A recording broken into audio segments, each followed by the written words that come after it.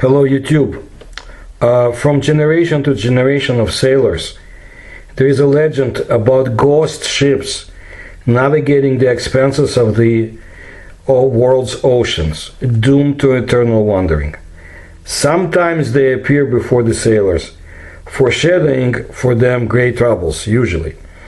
While many ships, both in the past and in our time, abandoned by their crew for some reason, wander the seas and oceans for months and years, giving food to the rumors and legends. If an epidemic of a disease breaks out on a ship, all countries, as a rule, refuse to accept it in their ports for security reasons, and it is forced to stay at sea until the entire crew dies. I will not cite all the cases of ships disappearing, which then suddenly turned up without a crew on board reappearing. Some of them are pure inventions or visions of sailors who went insane from hopelessness in endless voyages. The most famous among the ghost ships is the Flying Dutchman, which was wrecked 2 centuries ago off the coast of the Cape of Good Hope. From time to time, before the eyes of surprised navigators, most often in a storm, it appears on the horizon. The witnesses of its resurrection, in addition to numerous sailors, were unbelieving and non-superstitious bound Prince of Wales and his brother Prince Albert. The most interesting written account of the Flying Dutchman comes from this Prince George, the future English King George V, on July 11, 1881. He and his older brother Prince Albert were sailing near Australia as part of a 3-year journey aboard the HMS Bacchante. The crew reported the Flying Dutchman as it appeared in a glowing red light at 4 a.m. When the Bacchante approached the spot where the ship was first seen, there was no trace of the vessel, even though the night was clear. After the sighting, the crewman who first spotted the ghostly ship fell to his death off the topmast. This only gave credence to the legend in the eyes of the crew. Also, in 1939, residents of Cape Town, South Africa, claimed to see a vessel under full sail before it suddenly disappeared. There are several accounts of the origin of the legend of the Flying Dutchman. According to the most common, the captain of the legendary ship was a cruel and stubborn person. When the ship was approaching the Cape of Good Hope, a strong storm began. The crew began to beg the captain to go to some secluded safe bay, but he, shaking his pistol, ridiculed the cowardly sailors and ordered them to move into the storm. And the storm was getting stronger, tearing the sails. A ghost appeared on the ship and threatened the captain for his cruelty and stubbornness, that he would forever wander the seas, torturing himself and the sailors. Since then, the ship has been repeatedly seen in stormy weather. The legend says that the souls of the lost crew begged the sailors of the oncoming ships for help, but those who try to help them are overtaken by a curse. In one of the issues of the Russian magazine Vayna, or War, in the year of 1915, an article by a St. Petersburg, or Petrograd as the city was known at that time, while the resident of that city, Karpov, he published an article in which it was told about a ghost ship plying in the Gulf of Finland. Local fishermen claimed that the crew of the mysterious vessel, appearing here and there, consists of the dead who died during the battle on the Baltic Sea. According to eyewitnesses, the ship was undoubtedly a military one. It was painted in the appropriate color, and cannon muzzles looked from the sides. The ship allegedly suddenly disappeared before the eyes, as if melting into thin air. Karpov recalled in his article, "The fisherman who talked to me, a serious gray-haired old man, about 60 years old, assured me that such ghost ships always appear before the war. Their crews are supposedly made up of sailors who died during naval battles. Mysterious phenomena in the water surrounding St. Petersburg are not uncommon. So during the siege of Leningrad, a Nazi German fighter pilot, Lieutenant Helmut Wells, cruising over Lake Ladoga, noticed a wooden boat with a sail floating on it. Surprised, he decided to attack the ship just in case. But the guns, two 20mm cannons and two machine guns, for some reason were silent, would not work. He saw people on board of the boat with disheveled hair, long beards. They stretched their hands up, shouting something soundlessly. Wells pressed the triggers again, to no avail.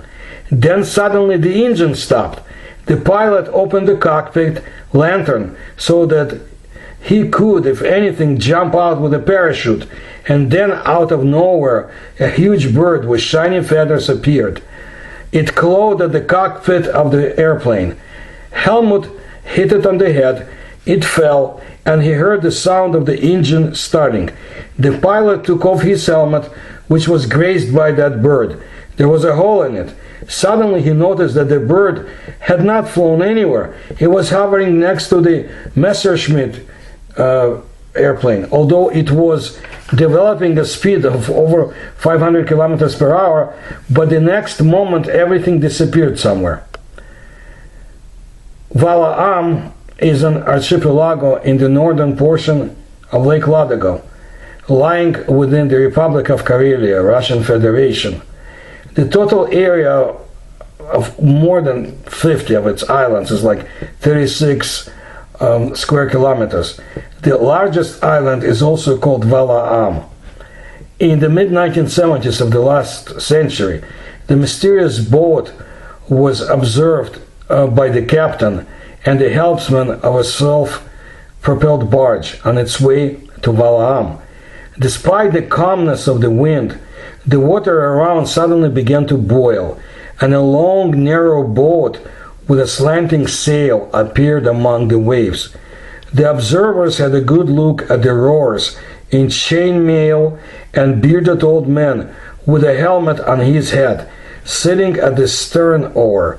None of the boat's crew paid any attention to the barge. Most likely they did not even see the neighbors. After a few minutes, the boat disappeared. I gotta tell you, there is much more connected with the lakes of Karelia, and I mentioned this phenomena in my books, but it has to do more with USOs, UFOs, and also strange developments at the bottom of the lakes, like Ladoga. But we're dealing with another phenomena right now. There is a unique lake in the Crimea, and its name is Sivash. On hot summer days, you can see mirage on that lake. The contours of settlements outlines suddenly appear on the surface of the lake, as if they are very close, but in fact they're far away from you. Fishermen say that they often lose their orientation because of them. While fishing, they hardly find their way home. I read about fishermen that became convinced of this when they went fishing, and it was during the summer heat in that strange lake. It's rosy waters. I mean, you've got to see that lake. It's very unusual. The opposite shore was close to those fishermen, although it was at least 5 to 7 miles away. There were clearly visible wild bushes on the shore and a fishing canoe, broken during a storm and covered with sand. But there is more to it. Nikolai Gogol, or Nicholas Gogol, was the most unusual Russian and Ukrainian author in the 19th century. He wrote horror genre novels too, besides other famous novels, historical, very interesting books. very unusual personality. In his novel Evenings Near the Village of Dikanka, he had the following passage: "An unheard of marvel appeared beyond Kiev. All the nobles and the hetmans assembled to see the marvel. In all directions the far distance had become visible. Far off was the dark blue of the mouth of the Dnieper River, and beyond that the Black Sea. Men who had traveled recognized the Crimea rising mountainous out of the sea and the marshy Sivash. On the right could be seen Galicia." "And what is that?" people asked the old man, pointing to white and gray crests looming far away in the sky, looking more like clouds. "Those are the Carpathian Mountains," said the old man. "Among them are some that are forever covered with snow, and the clouds cling to them and pass the night there." Again Sivash, okay? And again apparitions, visions, and phantoms. But there is much more to Gogol: ghost vehicles and temporal spatial anomalies. To preclude repeating the whole story, please see my video named Ghost Trains of Eurasia. The link is in the description to this video. I bet you never heard anything like my research presented there, and the unsolved mysteries it delves into. Except maybe the ghost ships of Eurasia. Look, numerous eyewitnesses accounts have been recorded at all times and in many parts of our planet, observing mirage in the sky, showing landscape or actual events taking place at the moment, which is far from those who do the observations. Here are the testimonies of the Soviet sailors from the cargo vessel Nakhichevan. In November 1978, while traveling from Singapore to Kaliningrad, an extraordinary phenomenon was seen in the tropical waters of the Indian Ocean. From somewhere in the sky, directly ahead of the ship, an ice field suddenly fell with the ship frozen into it. Fell from above. There was a crash. People jumped out of the deck of the fishing ship, began to shout and jump overboard, and the ice floe kept tilting, and soon the unknown ship was followed by the sea, along with the people who were on it. Then all of a sudden everything disappeared.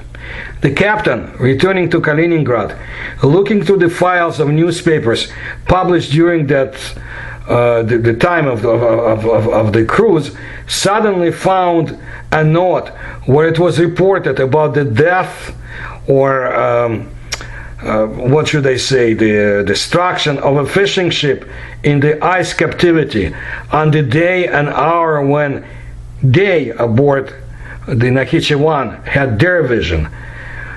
Well, the captain reported this to the higher official organizations, but they waved it off. Only one journalist who heard about this story described the case in the newspaper Evening Leningrad under the heading "Obvious but Incredible." While specialists or experts from the Leningrad Oceanographic Institute, after reading the article, met with the captain and the navigator of the watch of this vessel and meticulously questioned them. All of them, including the sailor helmsman, claimed that they had seen a fishing vessel dying, and they cited such facts that only eyewitnesses of this tragedy could observe. How to explain the resurrection of long-lost sailboats, as well as other extraordinary phenomena? They are called, at least in Russian, Chrono-mirage. People see events that took place in the distant past. Most often, these events are associated with great battles. Even the term military anomaly has been introduced. When modern people hear the groans, screams of soldiers dying in another era, the sounds of shots, and even observe the picture of the battle. In these cases, we encounter something that's unsolved in nature. Some researchers who study paranormal phenomena admit that in extremely stressful situations, when people under certain conditions, there is an accumulation and release of energy with its movement to another space-time dimension. However, no one can solve the mystery of the mechanism that create such phenomena yet. There are more things in heaven and on earth, Horatio, than your philosophy can dream of. I'm reading to you from William Shakespeare, which is still not completely banned in Western universities. But I will not go into that. But at least you know what he said. Let me tell you this episode. If anyone in the West has confirmation of this account, or two accounts, that are circulating in Russian magazines, I would be greatly to find out. I'd like to know if there is more to this story.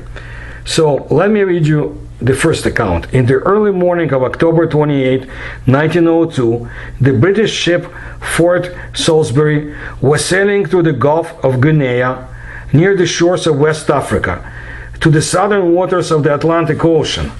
The sea was calm, the sky was clear, so it was not difficult for the watchman to notice two red lights that appeared out of the water a few hundred yards ahead on the starboard side of the ship. Taking the binoculars, the watchman noticed that the lights were emitted by a huge dark object that seemed to be a seaworthy vessel, although he had never seen such a thing before. Realizing that a collision was possible, he notified the helmsman and called the second mate, Captain Reimer, and he went on deck to see the mysterious vessel for himself. The second mate observed the object for only a few seconds before it sank into the water. Still, it was enough for him to confirm the main details noticed by the watchman. Recording their observations later in the ship's log, Reimer described the phenomenon as a little scary. We couldn't see all the details in the dark, but the object was 500 to 600 feet long, with two lights, one at each end. Some kind of mechanism, or maybe fins, was making a big commotion. We noticed that its sides were covered with scales, and then it slowly disappeared from our field of vision. Speaking later about this event, Reimer suggested that they had seen an overturned hull of the ship, but then abandoned his idea. An experienced sailor could not make such a mistake, he believed. In any case, no ship was lost at that time in the seas near West Africa. Attempts to identify this object as a marine animal also did not lead to success. Although all witnesses on board the Fort Salisbury independently claim that the surface of the creature was scaly rather than smooth, the chances that they saw a giant fish were reduced to zero, since it had to be many times larger than the largest marine life known to science, the blue whale. In addition, as the Admiralty rightly noted, the fish has never equipped itself with illumination yet. Well, here's another account. The first meeting with a flying submarine took place on October 28, 1902 in the Gulf of Guinea, right next to the coast of West Africa.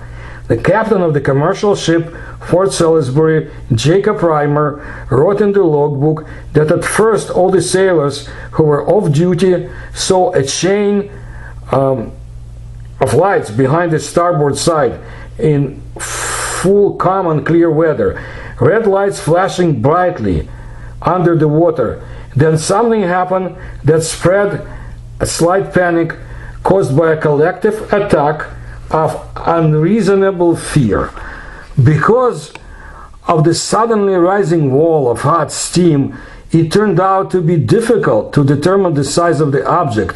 Nevertheless, according to the beacons on the nose and tail of a flat, somewhat whale-like machine, it was possible to calculate the length, approximately 600 to 700 feet. The machine, which had not made a sound at first, suddenly roared unbearably loud. The intentions to abruptly leave to increase the speed remained unfulfilled, because the black, highly polished hulk instantly surfaced, went vertically into the sky. We saw only its shadow at the level of the horizon. Returning to the home port, Liverpool, Jacob Reimer compiled a report on the meeting or encounter with a mysterious ship. The signatures under this unique document were put by the members of the crew of the ship Fort Salisbury, but instead of paying attention to, according to the eyewitnesses, scientists and journalists are fixated on two shaky hypotheses. First, it was a whale. The second one, it was the bottom of a capsized ship. Well, what did Captain Reimer say? He had no choice but to object that whales were never equipped with signal lights, and capsized ships never soared into the sky, flying at fantastic speeds. An intriguing topic was closed by the news agency having distributed under the heading Day of the First Meeting, a note stating that collective visions are quite frequent in the hot and humid climate of West Africa. Annoyed, Jacob Reimer commented on the unsustainable account with the words complete gibberish and nonsense. When it comes to Africa, I asked questions when I was there many years ago, but not about the phantoms of strange vessels, but the history of strange apparitions and shipwrecks in the waters of Cape Town are more than fascinating. And I've heard interesting things, but I was more interested in other research. Look, I think this is a phenomenon tied to the temporal spatial disruptions and paranormal phenomena that is tied to our oceans, seas and lakes. We just do not know enough. But some of us tend to observe more than the others. And we count on those people to put down their observations. I will bring you more interesting stories about such phenomena tied to the oceans. And there is a lot. But I will make more videos. If you like my research, please sign up to my channel, subscribe to my channel, tell others, please distribute it. And if you can help my research, there are links in the description to this video as to how to do it. And check out the link about the ghost trains of Eurasia. This is incredible. I think you will understand when you hear that story. Thank you for your attention.